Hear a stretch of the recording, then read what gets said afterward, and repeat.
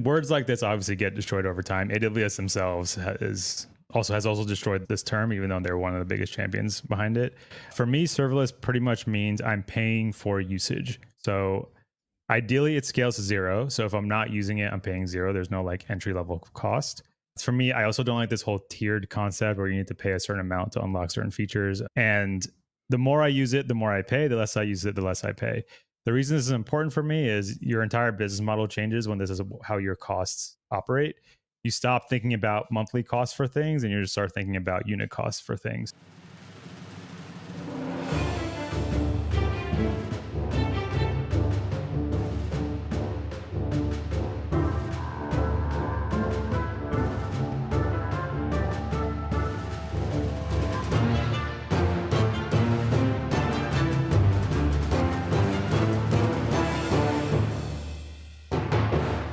Welcome, Dax. It's great to have you on the show.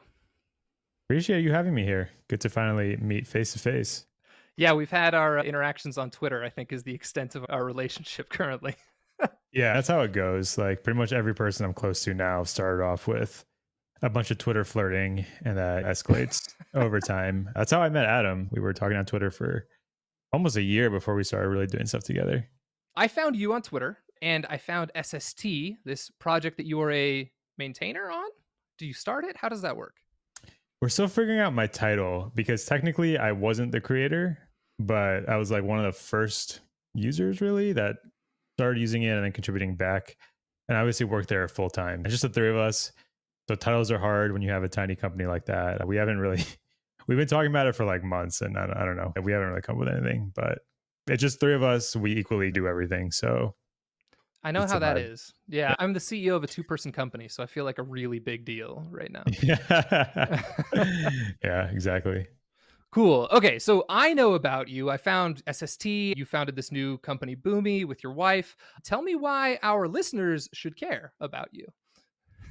About me? Introduce yourself. Yeah. Yeah, sure. Okay, so again, I know my name is Dax. For those of you that don't know me, I like you said, I work on SST. Um, I do spend a lot of time on social media, so you probably have seen me floating around. I like not taking stuff too seriously. I like most of my posts are kind of jokes and they're dumb, but every once in a while I will say stuff that's a little bit serious. So my expertise is I've spent my whole career pretty much at early stage companies, either as a founder or like the first employee.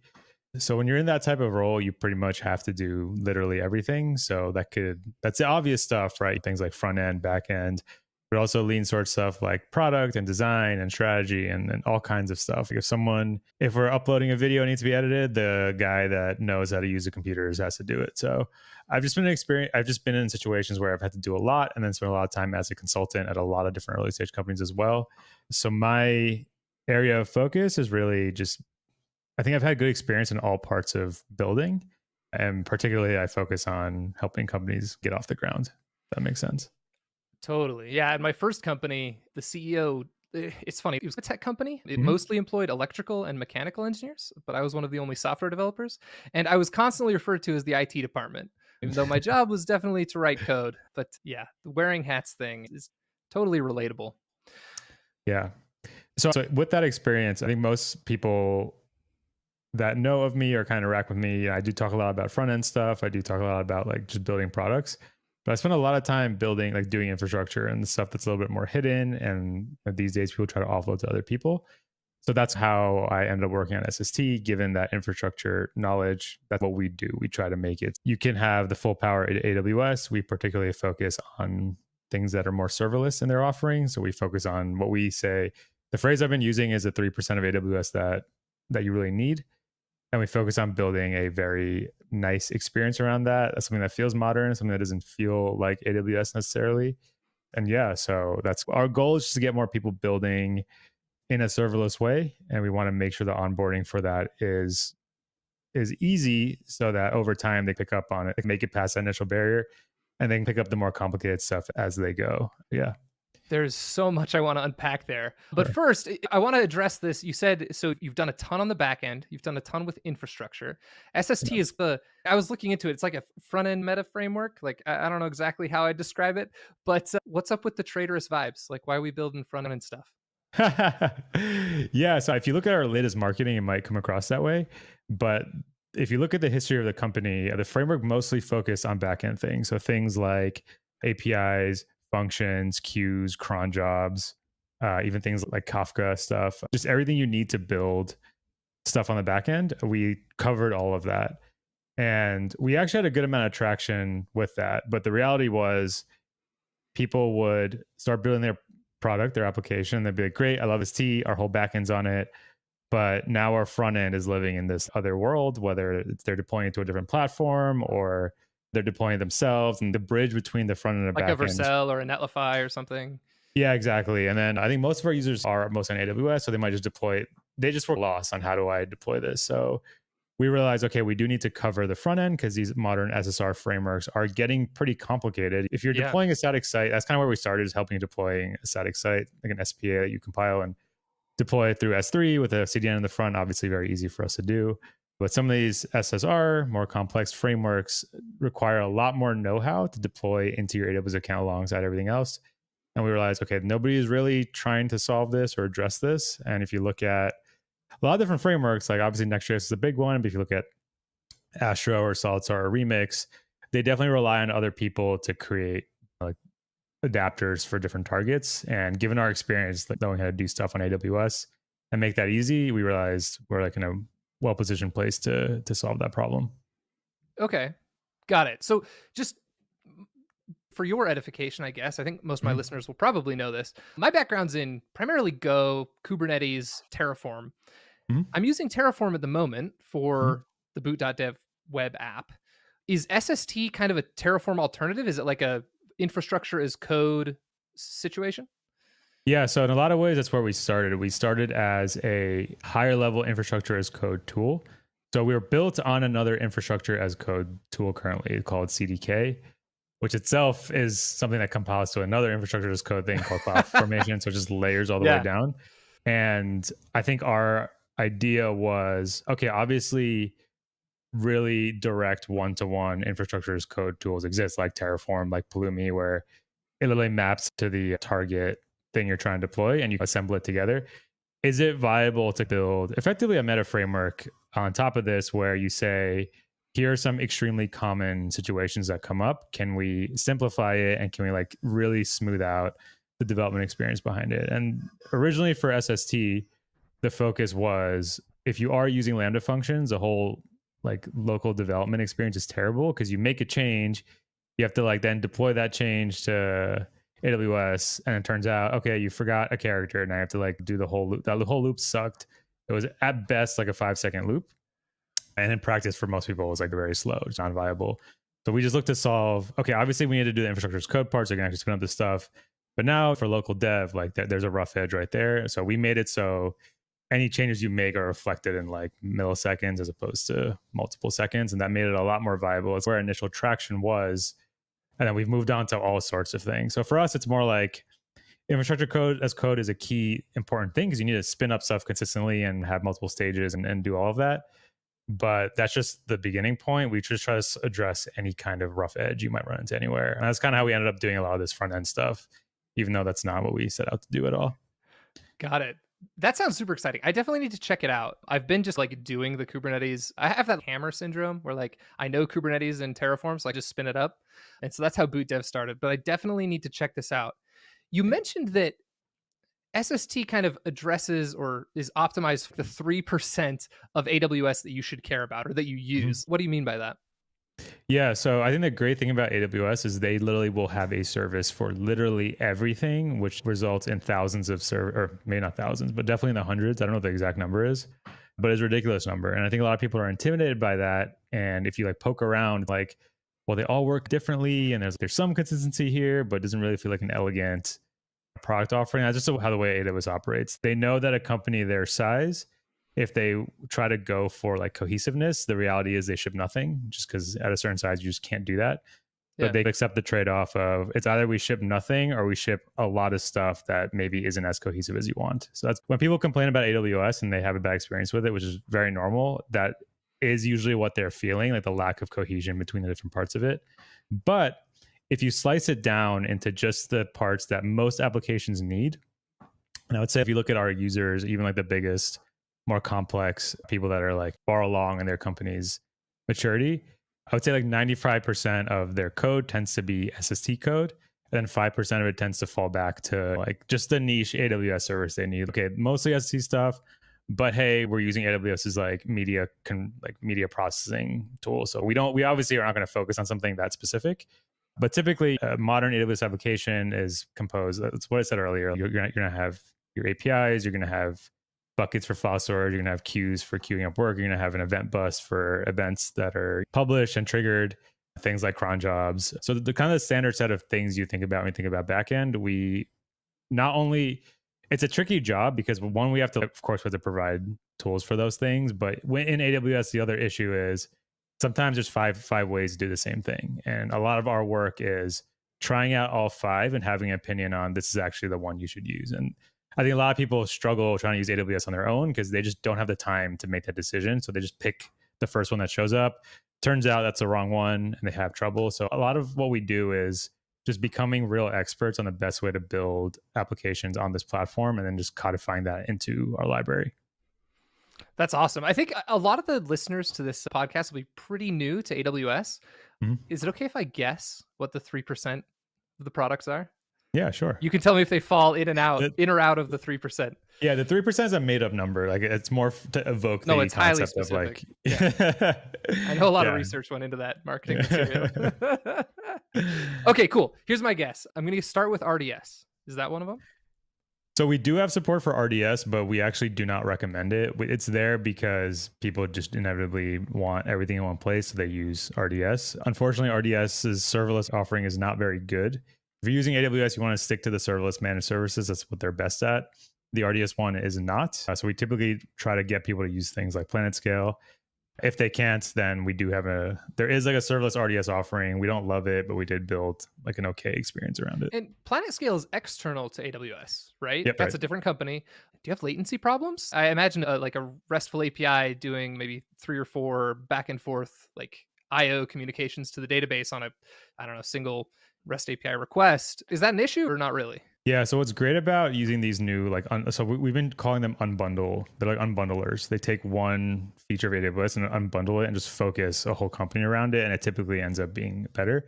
They all just deploy into the same AWS region that you're already in. Oh, okay. So I just picked the same AWS. And PlanetScale, when you submit a database, you can pick the region and it's literally in the same data center. And PlanetScale's performance is actually fantastic. I did a benchmark on this a long time ago, and I actually found better performance using PlanetScale than using RDS. So, okay, awesome. I need to check this out. Story of boot dev. I started in AWS, used my $1,000 of free credits, and then moved to GCP, and have now burned through my $2,000 of free credits. So I'm like agnostic at this point.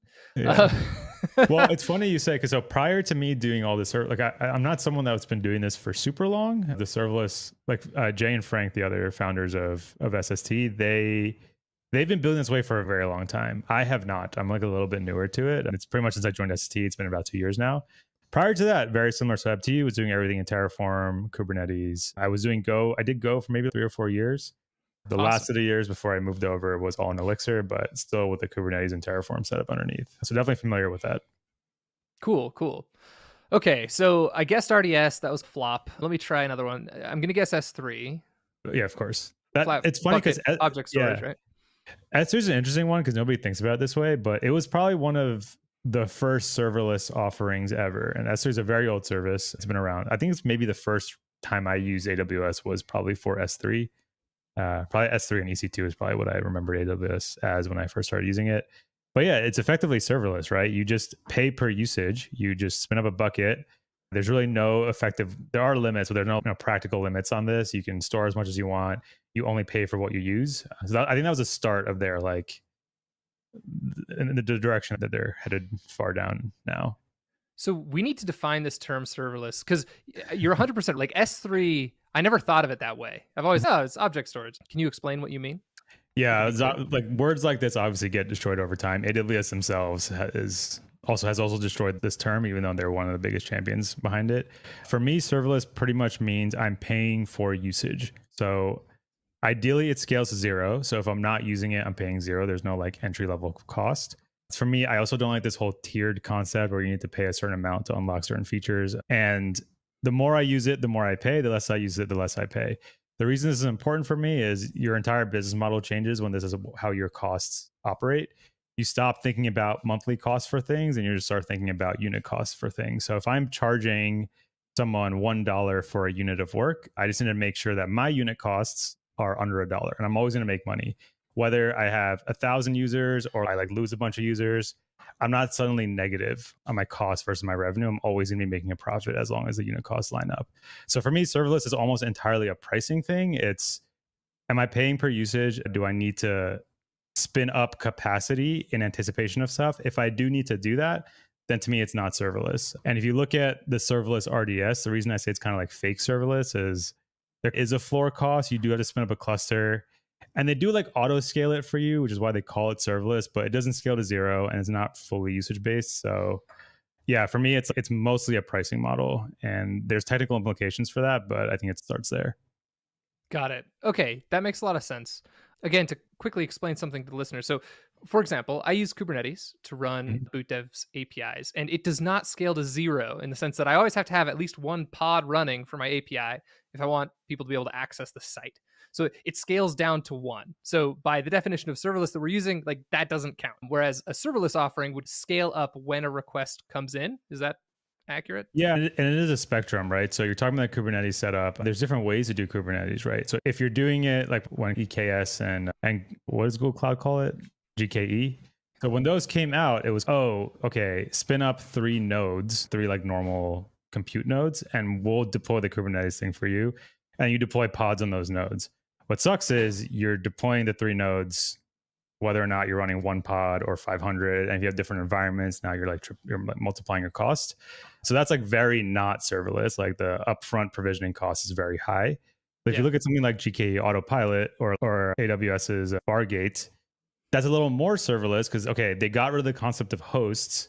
You now just pay per pod. So relative to the other one, it's definitely a lot better because the pricing is more granular. And if you keep going along that spectrum, you eventually end up with something like a Lambda function where you're paying per millisecond, even more granular. So it just comes down to the granularity of it. Like it's a spectrum of serverless. There's definitely some threshold where it starts to feel more serverless. I don't like, it's hard to articulate exactly what that is, where you stop having to think about what you have provisioned. And once you are able to stop thinking about that, I would say, like, you know, in the spirit of things, yeah, it is serverless at that point. Yeah, makes sense. So a couple companies ago, I was at a company we had just to give you an idea of size, about 100 engineers. Yeah. And our Kubernetes cluster was about 30 nodes. And it was really frustrating. Like the most annoying thing that would happen, because we had all this logic that handled auto scaling, but was when essentially we ran out of nodes, Mm-hmm. right? So all the pods had scaled up and we have scheduling errors where we can't deploy new pods to the cluster. Mm-hmm. At the moment, I'm on autopilot with boot dev, and that's been super Nice. nice. But like you said, it's I get to not think about nodes at all and just worry about the pod level. Definitely a step in the serverless direction. The only experience I've had with serverless is the like quote unquote serverless framework still around. I tried that out like I want to say 3 or 4 years ago. Do you know what I'm talking about?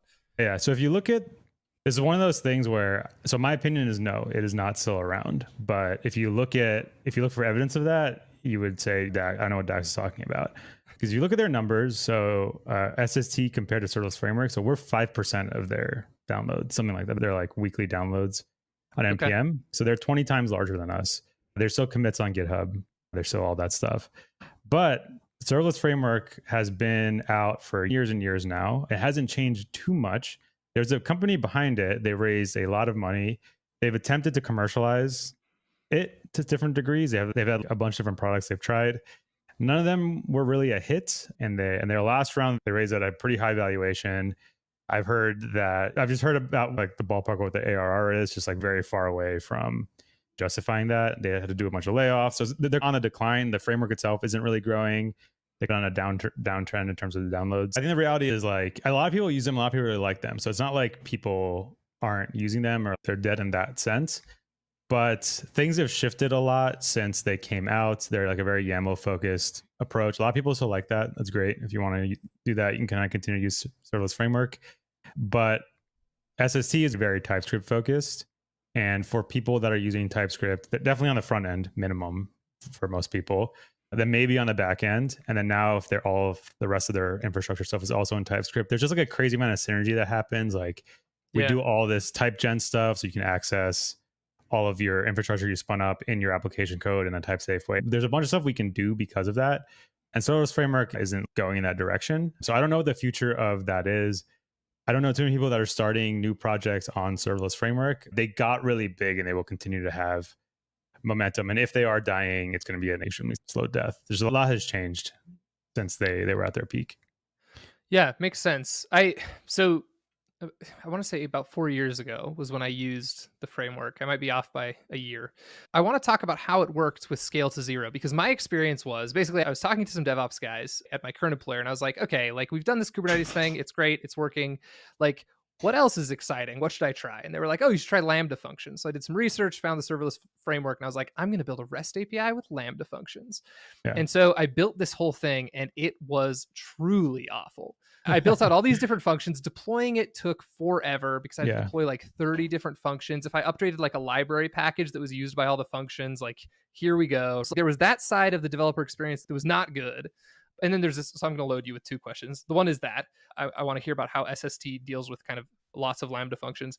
But then also the other thing I'm interested in is this scale to zero problem, because the cold starts were awful. So scaling to zero sounded great. It was like, I'm not paying, but that meant that my like 3 customers that come to my site, every single time they get a cold start. Yeah. The one demo. Yeah, exactly. You're demoing your new product and like it takes 5 seconds to load or whatever. Yeah, exactly. Yeah, I think I have some interesting insight to both of those things. So if you just take the history of our company is actually interesting. The first product that was built was not SST. It was a CI tool for serverless framework because they recognized this problem you ran into. Deploying a serverless framework application could take a very long time. And there were a bunch of optimizations you can do if you bought into a CI tool that kind of had that built in. So that product is still around and still continues to grow and actually funds a lot of what we do, even though it just hasn't been our focus for years now. And the second thing is, so serverless framework did not properly bundle your functions. They just zip up all of your code and they deploy it. A lot of the source of your cold start is because of that. Really? Jay, who's one of the yeah, exactly. So Jay is one of the co-founders of ST. He actually built a serverless framework plugin. I forgot what it was called, but it like added bundling to serverless framework and made it so your functions were as small as possible when deployed. So you can tell that the history of the company is just fixing rough edges around stuff that we don't necessarily control. And eventually we saw, okay, there's like a limit to how much we can improve this. We want to swap out the core. And that's when we started working on SST. SST is a lot faster because we like really care about that and we optimize a lot of it, especially with SST 2.0. That said, it is like 10 times slower than I would be happy with. And the reason for that is because we are also built on top of CloudFormation, which is an AWS native IAC thing. And that's what's slow.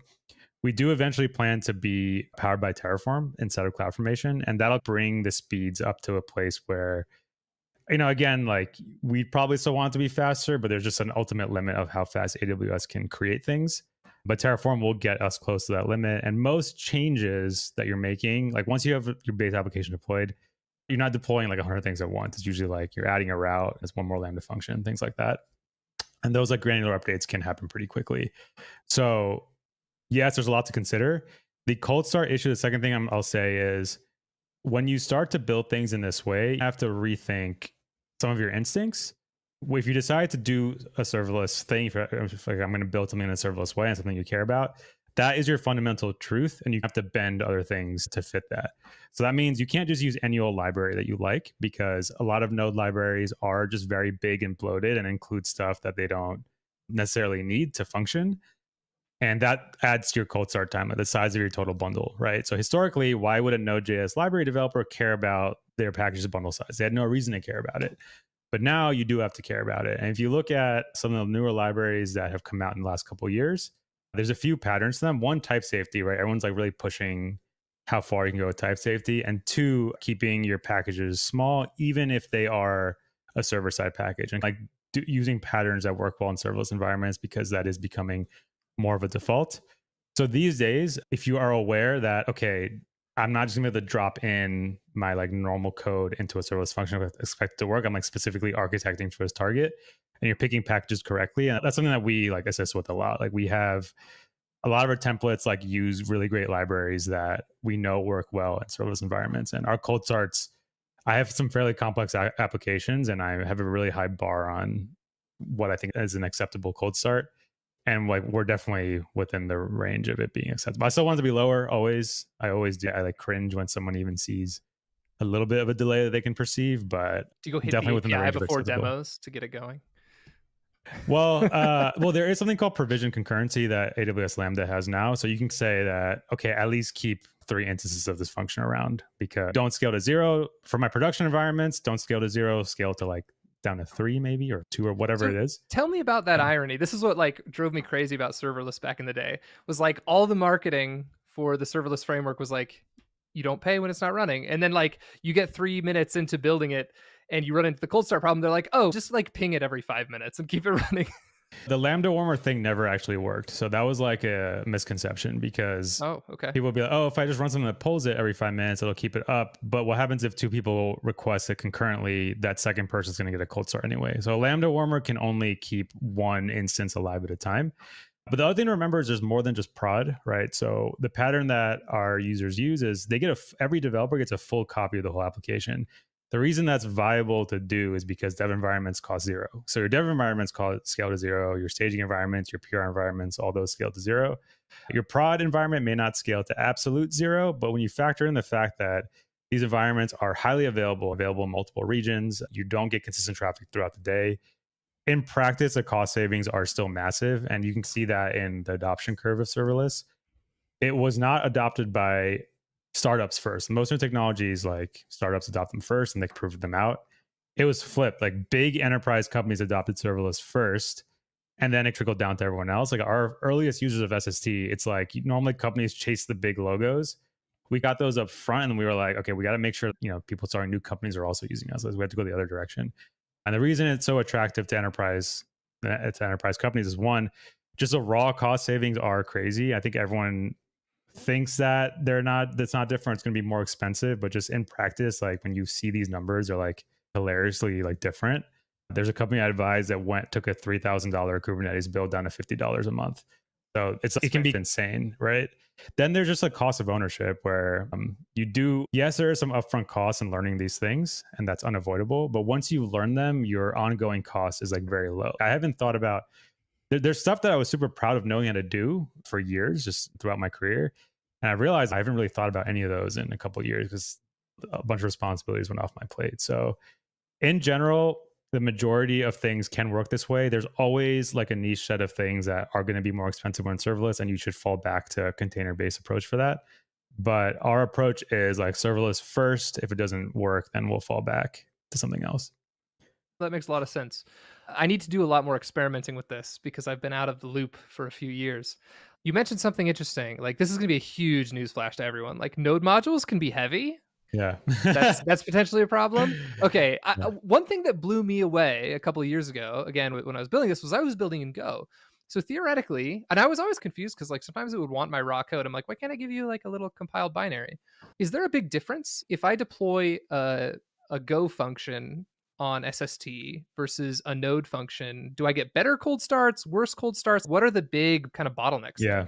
there? So Go is a fantastic language to use in Lambda functions. It is extremely performant. You're generally going to see faster cold starts just because the language itself is more performant. There's no runtime to boot up first, and there's no like code to then like parse and evaluate into the runtime. That's where the majority of the cold starts for node functions occur. Go functions are insanely fast. Rust functions are a little bit faster, but just for practicality, Go gets you like really almost all the way there. So I think in terms of support, like we typically support TypeScript the best. Go is the second most well supported because I think those two languages are good I'd love options. to hear that. Yeah, I have such like a tough relationship with Go because to me, in a lot of ways, it is the perfect language. Fantastic standard library, cross compiling, all that just works. Pretty small binaries, very performant, really good support for concurrency, things like that. So in terms of the tooling around it, it's fantastic. I think it is one of the best packaged things out there. And I would love to use that to power like all my backend. I I'm just waiting hate for the the language. bot. I just hate There the it is. language. It's I just hate actually writing it. yeah, and I've written it for years, and I still use it. I think at some point SST might actually end up being written largely in Go as we shift over to using Terraform. So it's like I see the value of it. I just wish that the people behind it were a bit more inspired when they were working on a language itself. Just having worked in a lot of different languages, just having I need the to have type one of the system and Go everything. authors on in Yeah. my next podcast and I play this get all clip their back. arguments and I get all their like theoretical reasoning, but I don't think it actually plays out. And they're like, no, we want to focus on simplicity to make it so it's adopted. Blah, Are you blah, talking blah, about like lack nothing of fancy features language. primarily? Yeah, just like avoiding anything that could even be perceived as a little bit fancy. I think over time you just get forced to add those in anyway, and the longer you wait, they get added in more like kind of haphazard ways. It's just I don't feel We good have writing generics it. now, Dax. Yeah, like the generics in quotes, right? It's Mhm. like sort of generics. So my dream parameters. is that, and I've been asking someone forever to do this, and maybe it's not even possible, which is why no one's done it.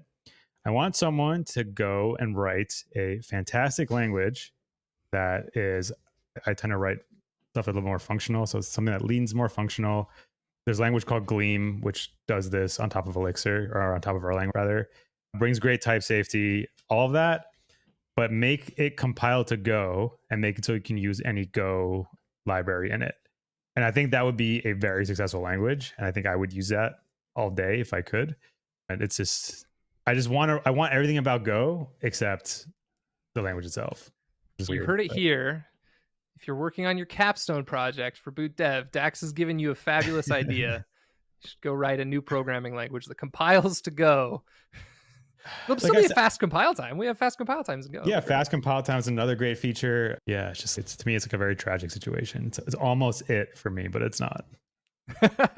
This has been awesome. Thanks so much for coming on. You have just amazing opinions about everything except for the elegance of the Go programming language. That's okay. Like, we'll give you one. Can you plug your stuff? Tell us where we can find you, where we can watch you, your content, what you're working on. I know you've got like Boomi that you're working on the side. Tell us just a bit about that before we wrap up. Yeah. Me and my wife also have a company we started together. So she works on it full time. It's a pretty niche thing, and it's also very early, but it is a product, at least right now, it's focused on handling any services-based company, helping them manage their operations. So anyone that deals with delivering a service, deal with like customers, different workflows, async, synchronous, all that stuff. We started out in healthcare because obviously that's like the place where that is true. Like healthcare providers provide a service and they're increasingly partially online, partially in person.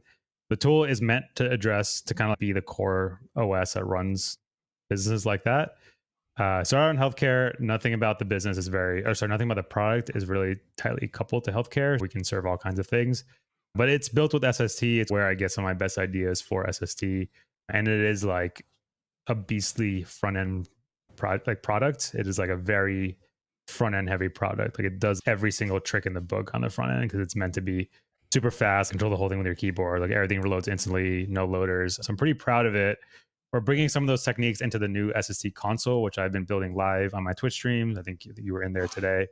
That's something else I'm super excited about. We're building our new like product that we plan to monetize just completely in public.